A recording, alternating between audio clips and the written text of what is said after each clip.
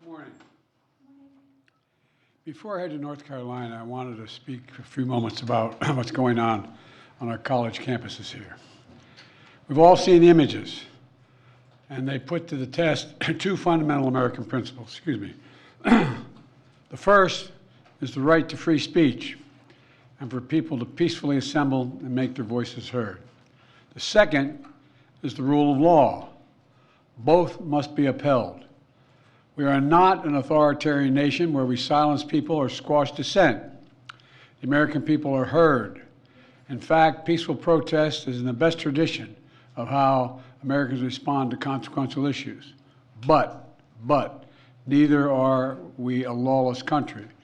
We are a civil society, and order must prevail. Throughout our history, we've often faced moments like this because we are a big, diverse, free-thinking, and freedom-loving nation. In moments like this, there are always those who rush in to score political points. But this isn't a moment for politics. It's a moment for clarity. So let me be clear. Peaceful protest in America. Violent protest is not protected. Peaceful protest is. It's against the law when violence occurs. Destroying property is not a peaceful protest. It's against the law.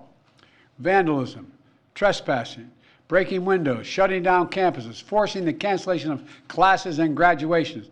None of this is a peaceful protest. Threatening people, intimidating people, instilling fear in people is not a peaceful protest. It's against the law. Dissent is essential to democracy, but dissent must never lead to disorder or to denying the rights of others so students can finish the semester and their college education. Look, it's basically a matter of fairness. It's a matter of what's right. There's the right to protest, but not the right to cause chaos. People have the right to get an education, the right to get a degree, the right to walk across the campus safely without fear of being attacked. But let's be clear about this as well. There should be no place on any campus, no place in America for anti-Semitism or threats of violence against Jewish students. There is no place for hate speech or violence of any kind, whether it's anti-Semitism, Islamophobia, or discrimination against Arab Americans or Palestinian Americans. It's simply wrong. There's no place for racism in America. It's all wrong. It's un-American. I understand people have strong feelings and deep convictions. In America, we respect the right and protect the right for them to express that. But it doesn't mean anything goes. It needs to be done without violence, without destruction, without hate, and within the law.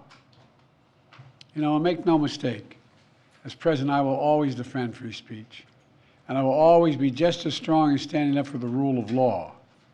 That's my responsibility to you, the American people, and my obligation to the Constitution. Thank you very much. Mr. President, have the protests forced you to reconsider any of the policies with regard to the region? No. Thank you. Mr. President, do you think the National Guard should intervene? No. Mr. President, Do you agree with what the students are calling for? Mr. President, the former president said that